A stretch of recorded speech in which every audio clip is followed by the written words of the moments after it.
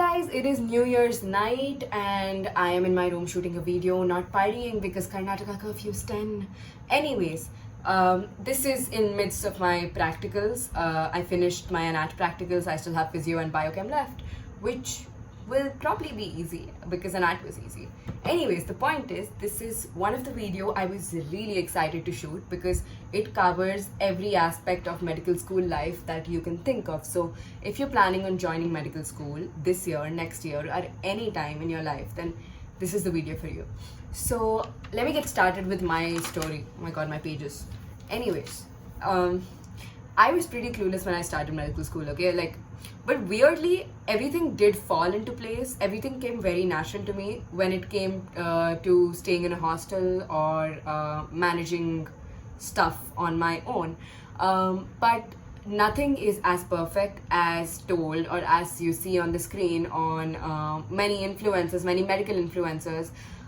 There are a lot of struggles throughout medical school, which are not just academic, but overall, which I will be covering. So these are experiences that I might have personally faced or that I've observed that people have faced, people around me, my friends, etc. So I'll be compiling them into one whole video wherein I talk about what I learned from medical school first year and how it can be easier for you. So it's basically a senior advice kind of thingy. So yeah, let us get into the video. So first and foremost, the first most important thing, I'll be covering academics for the first 4 points, followed by the other aspects of college life. The first thing is starting from day one. I cannot emphasize enough on this. You need to start from day one. It's going to become very difficult for you if you don't revise whatever you study in class the same day. I'll tell you a small story time, right? So when I started medical school, I was enthusiastic when it came to studies and etc., right? And I did stuff, whatever was taught in class, I came back and I revised it. But I realized I wasn't revising efficiently. I was getting distracted. I was not able to grasp all that content on my own.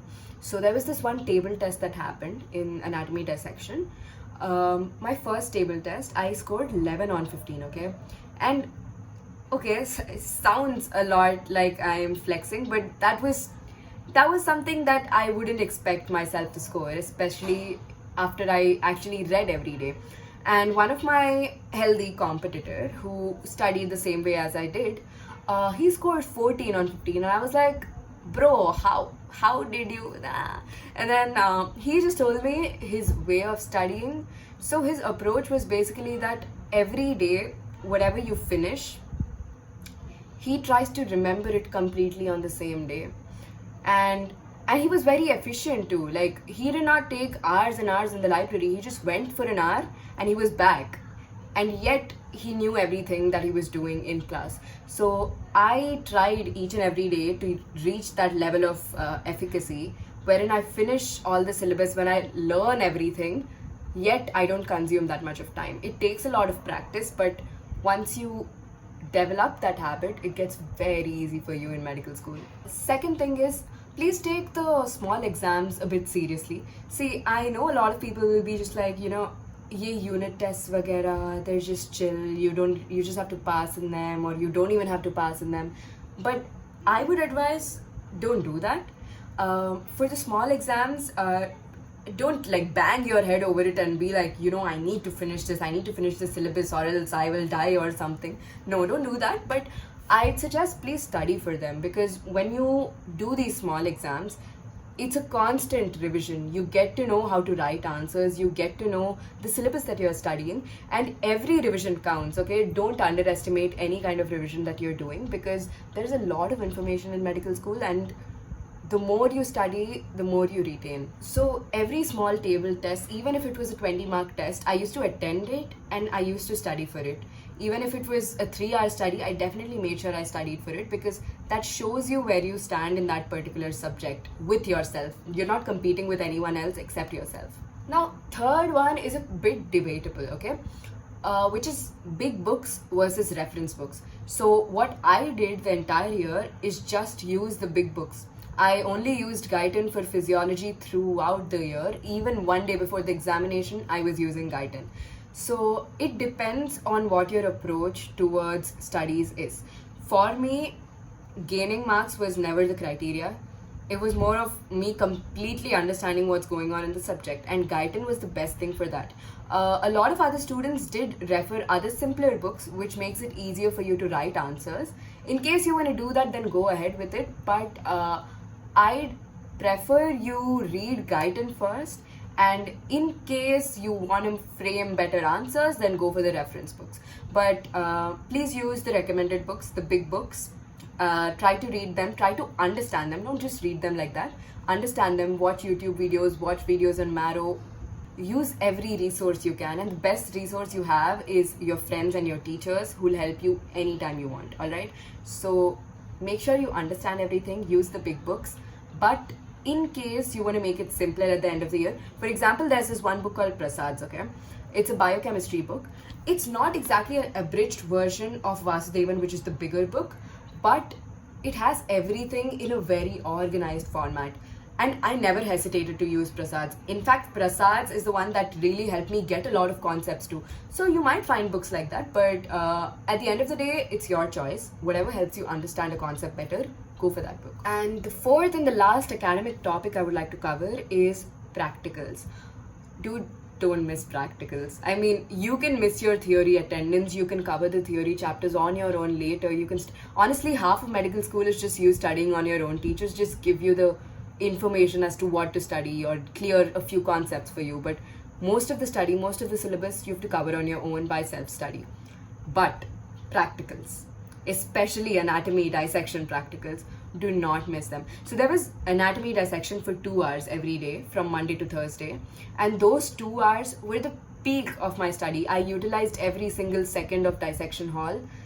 Go see the structures, go explain the structures to people, ask teacher doubts, because when you see the structure, it becomes so easy to learn stuff.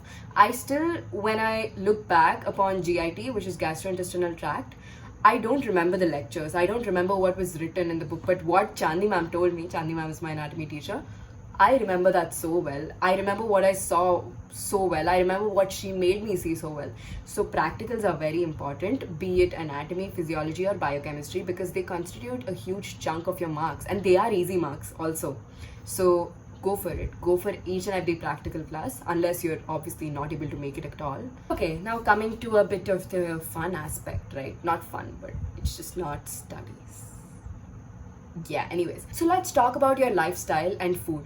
So when I first came here, I had a pretty decent lifestyle, okay? So before NEET, I used to have a very good lifestyle, health-wise. I used to exercise, sing, do everything that I can. But after NEET, I got so lazy. I stopped doing everything. But after coming here, for the first few months, I ate only in the mess. I exercised every day. I used to sing, I used to go for music classes. I did everything that I wanted my lifestyle to be. But then once the studies got too much, no, I was not able to handle it.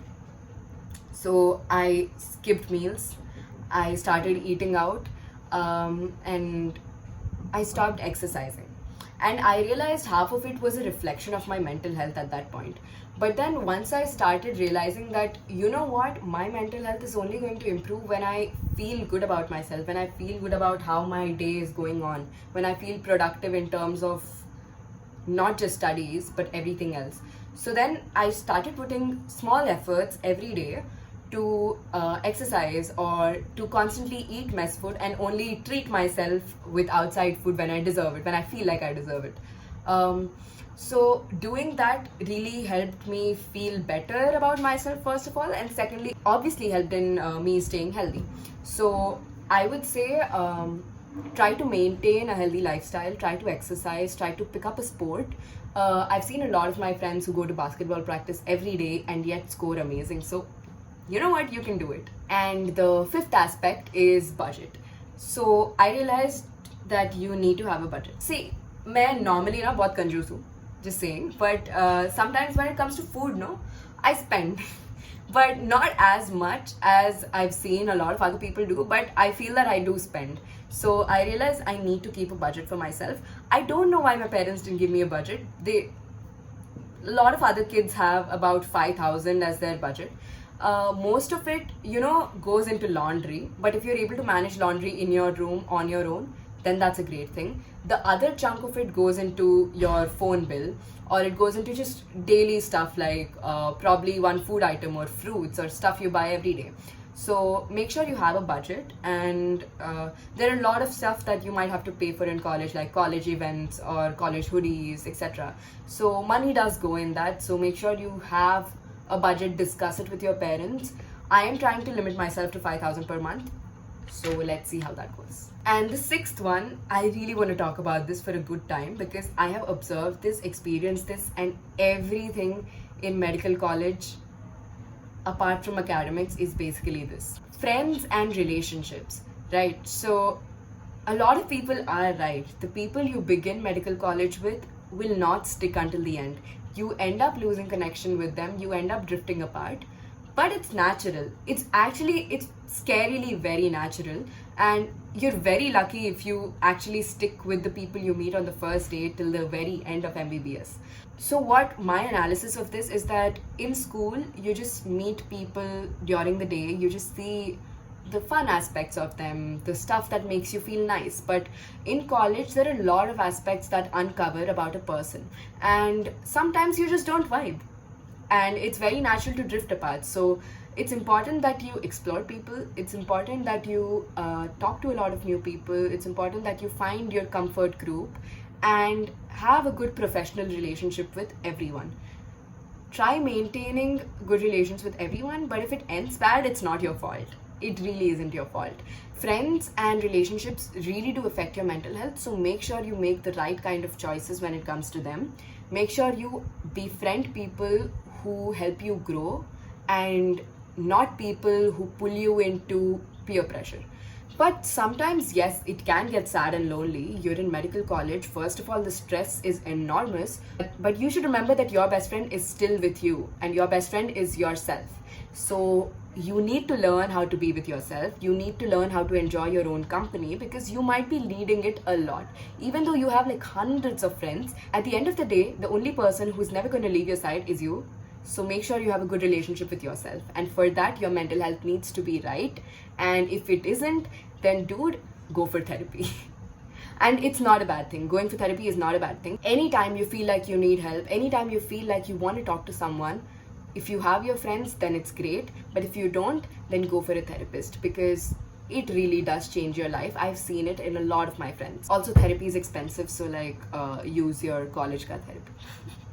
Anyways, I told you I'm confused. And yes, relationships. It's very natural to get attracted to people during college life, but it's important that you make the right choices when it comes to relationships, because they can either make or break your college life. So be with someone who constantly motivates you, be with someone who you're able to communicate with, who's not toxic to you. Please don't be with toxic people.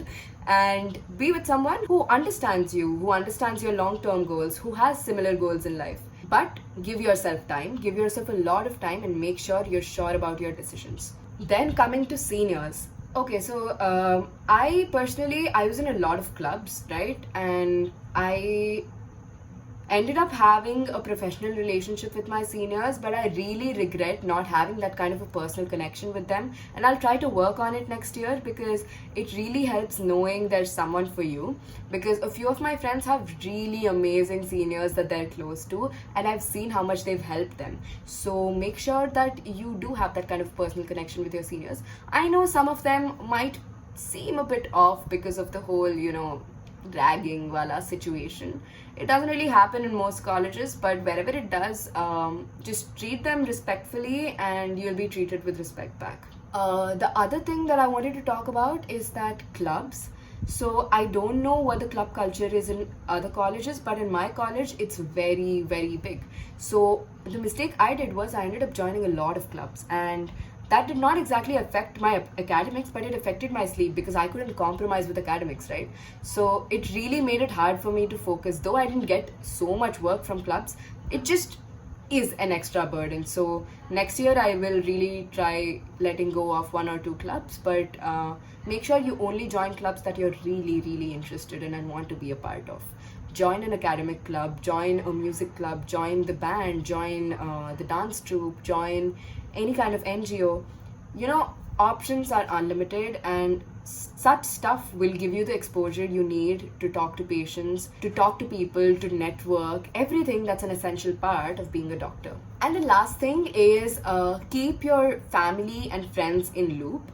So one thing I started pretty late is calling my parents every single day, but you should do that. Honestly, it's very, very recommendable to keep your parents in loop about everything that you're doing. Not only will you feel safe, but they will feel safe leaving you out in college. Sometimes I do end up not calling them because I slept off or anything, but most of the times, please make sure that you call your parents, at least your parents. You don't have to call your entire family, but make sure you give time for your family, your parents, and your old friends, because your old friends, trust me guys, they help a lot. Here, for most part of my life, I've relied more on my old friends rather than the friends I've made here, because they give you that sort of comfort. I know long distance friendship isn't a lot of people's forte, but please do try maintaining relationships with your old friends and your family members. It really helps you feel better in general. That's it. That was the video, guys, and I tried covering all points. If I think of anything new, I will definitely mention it in the comment section, because I can't add new clips. It's 1 hour to New Year, so I just want to wish Happy New Year, because by the time I upload this video, it's probably going to be 1st or 2nd Jan. So anyways, Happy New Year, guys. I hope you have a great year. I hope you discover yourself. I hope you feel happy. I hope you're content. I hope your academics go well. I hope life feels better. I really hope 2022 will be a better year than 2021 for you. Do hit me up for any kind of doubt, any kind of apprehension. I am always there. So that was the video, guys. Thank you so much for watching. I will see you very soon. I'm going back home because my exams have ended. So my next video will be from home. And my birthday is coming. I really had to just slip that in. I really love my birthday. Anyways, bye.